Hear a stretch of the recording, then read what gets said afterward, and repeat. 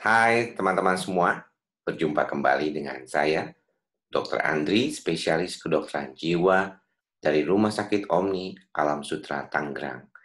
Di kesempatan kali ini, saya ingin sedikit memberikan kuliah kembali tentang gejala-gejala penting psikosomatik yang sering kali kita temukan di dalam praktek.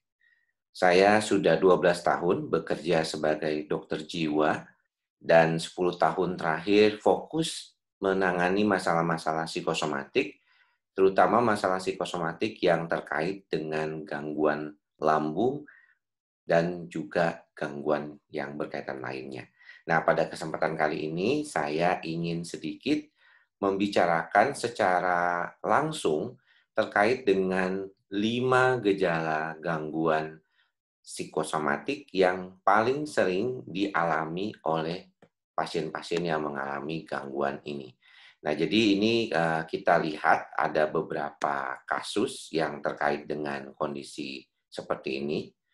Di dalam literasi memang dikatakan bahwa gangguan psikosomatik ini memang bisa disebabkan oleh berbagai macam ya, berbagai macam faktor yang berkaitan, terutama misalnya adanya gangguan kecemasan, juga ada yang disebabkan karena faktor gejala depresi, dan sedikit banyak terkait dengan gejala psikotik atau skizofrenia.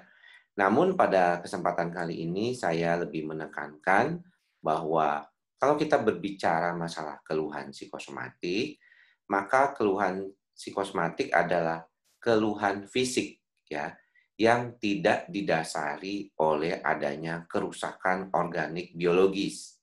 Keluhan ini disebabkan oleh gangguan fungsi sistem saraf pusat yang biasanya terkait dengan sistem saraf otonom yang terdiri dari simpatis dan parasimpatis ya. Jadi dua sistem saraf otonom ini, autonomic nervous system, sympathetic dan parasympathetic nervous system. Pada keluhan-keluhan psikosomatik, pemeriksaan dasar dan penunjang itu menunjukkan hasil yang relatif normal. Jadi ketika teman-teman atau para pasien datang ke dokter untuk memeriksakan keluhannya, ketika kondisinya itu merupakan keluhan psikosomatik, maka biasanya keadaannya itu terkait dengan masalah yang berkaitan dengan gejala, tapi ditemukan hasilnya tidak ada masalah, yaitu normal. Nah, kalau ditanya penyebabnya apa, tentu sangat beragam. Ya, ada faktor genetik, ada faktor stres psikologis, ada tekanan lingkungan yang menjadi latar belakang keluhan psikosomatik. Dalam artian begini, faktor genetik itu maksudnya apa dong? Kalau faktor genetik itu maksudnya adalah si pasien ini memang punya kecenderungan mengalami gejala-gejala ini karena bawaannya. Jadi ini orang memang lebih mudah stres dibandingkan orang lain. Nah, tapi tentunya faktor ini juga akan berpengaruh dari faktor yang dikaitkan dengan pola asuh. Makanya stres psikologis juga berkaitan dengan latar belakang bagaimana orang itu berhadapan dengan keadaan sekitarnya. Termasuk dalam tekanan-tekanan lingkungan. Jadi kalau teman-teman suka ada yang bilang, wah ini tekanan lingkungannya begitu luar biasa.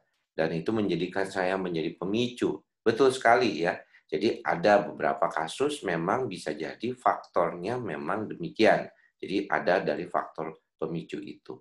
Nah, apa saja keluhan yang paling sering? Ini 5 keluhan utama yang paling banyak dialami, yaitu berdebar-debar. Nah, berdebar-debar ini memang seringkali ya membuat orang itu khawatir sekali kalau dia memiliki gangguan dan kemudian dia takut kalau misalnya mengalami gejala-gejala tersebut.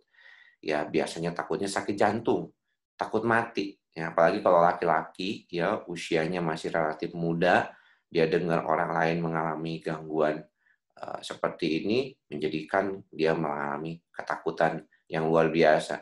Tidak heran biasanya kalau misalnya orang yang mengalami berdebar-debar biasanya datang ke IGD untuk membuat dirinya lebih nyaman ya, di EKG Kemudian juga kadang-kadang dilakukan treadmill sesudahnya ya beberapa hari sesudah serangan tersebut, biasanya si pasien tidak ditemukan adanya masalah.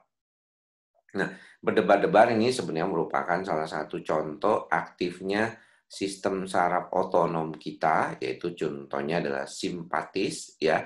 Dan itu sebenarnya adalah sesuatu hal yang biasa ketika kita misalnya melakukan olahraga atau kita sedang dalam kondisi yang lagi exciting ya, ataupun lagi seneng-senengnya gitu. Nah, keluhan kedua yang juga sering ditemukan dan paling sering ditemui saat ini di dalam praktek adalah perasaan sakit atau tidak nyaman di perut. Ya, biasanya tuh kembung. Kita tahu bahwa keluhan ini bisa dibagi menjadi dua, yaitu keluhan di bagian atas dan di bagian bawah. Ya, keluhan di bagian atas lambung ini seringkali problemnya berkaitan dengan ketidakmampuan sistem saraf di dalam lambung itu tidak terlalu sensitif misalnya. Jadi dia tuh agak susah untuk mengatasi masalahnya karena terlalu sensitif gitu ya. Baik terhadap nyeri, baik terhadap peningkatan asam lambung. Jadi agak sulit untuk mengendalikan kondisi tersebut. Dan kalau kita melihat keluhan yang paling dialami oleh pasien-pasien psikosomatik lambung adalah kembung. Ya, kembung itu perasaan tidak nyaman atau kita bilang itu sebenarnya dispepsia. Beberapa orang salah mengartikannya ketika asam lambungnya naik terus ya, itu biasanya mereka mengatakan ini jangan-jangan saya kena GERD ya karena misalnya di daerah dadanya itu panas. Betul, heartburn atau dada panas itu salah satu gejala yang paling sering dikaitkan dengan gangguan GERD. Tapi untuk mendiagnosis GERD tentunya harus dilihat apakah ada kelainan di daerah katuknya. Ya, jadi ini penting juga untuk diperhatikan oleh teman-teman.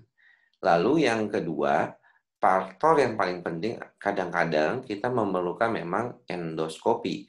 Tetapi tidak semua orang yang mengatakan dirinya mengalami gangguan lambung itu langsung diendoskopi ya. Karena banyak juga oleh teman-teman dokter, biasanya mereka apalagi dokter yang berkaitan dengan masalah lambung tidak perlu diendoskopi karena secara empiris pengobatannya ya memang harusnya dengan menggunakan misalnya golongan obat PPI, domperidon, ya, kemudian juga obat anti flatulen atau misalnya obat yang masuknya melapisi lambung ya seperti supralfat ya.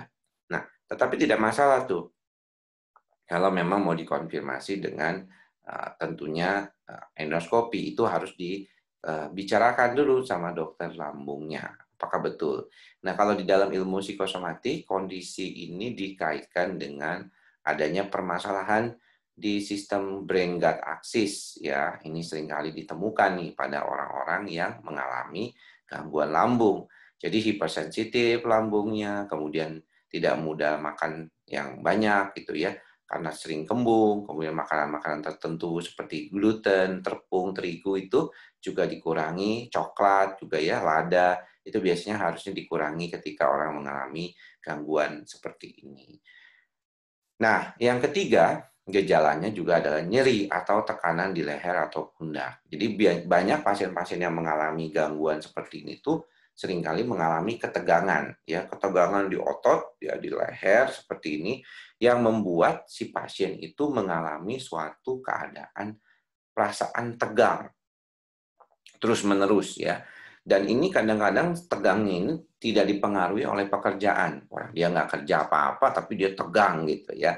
Nah, walaupun nanti kita bisa lihat pada pemeriksaan, mungkin ada peningkatan spasm otot ya. Biasanya diperiksa di dokter saraf terjadi peningkatan atau yang kita sebut sebagai spasmofilia. Itu bisa saja terjadi. Nah, ini pentingnya kalau kita melihat apakah ada kekurangan kalsium, vitamin D, ini salah satu yang perlu dicek juga. Dan kemudian yang selanjutnya keluhannya adalah lelah, ya walaupun dia tidak bekerja. Nah, lelah walaupun tidak bekerja ini juga sering dialami. Makanya nggak heran banyak orang-orang itu sering minta vitamin karena merasa tuh badannya tidak pernah fit. Rasanya tuh kayaknya badannya bangun tidur pun kok kayaknya nggak fit.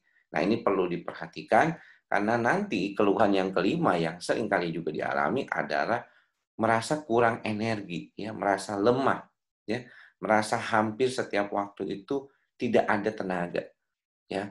Dan pada beberapa kasus memang ini sering kali dikaitkan dengan kondisi yang depresif, ya. Depresif ini juga sering kali ditemukan.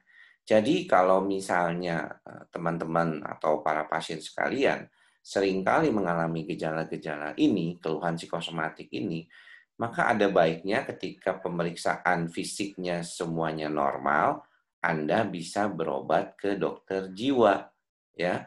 Karena dokter jiwa adalah dokter yang menangani masalah-masalah fisik maupun psikologis, ya, yang menjadi latar belakangnya.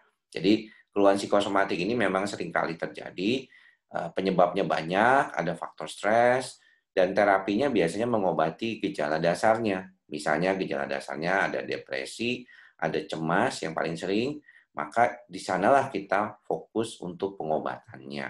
Pada dasarnya proses ini akan menjadi lebih baik lagi kalau ditambah juga dengan terapi-terapi untuk menenangkan sistem saraf pusat otonomnya. Misalnya dengan relaksasi, dengan melakukan hobi yang menyenangkan, dengan hal-hal yang membantu orang itu menjadi lebih baik.